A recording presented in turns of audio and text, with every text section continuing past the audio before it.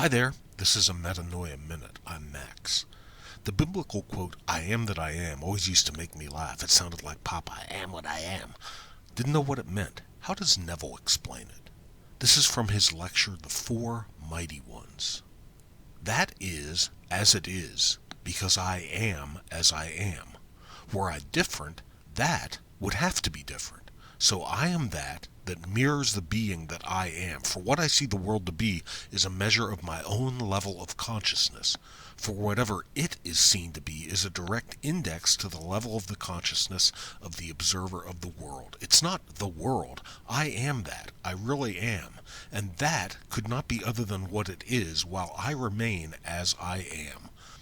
The slightest change in the feeling of I am this results in a corresponding change in that, which is the world around me. Got it, Popeye? Thanks for watching.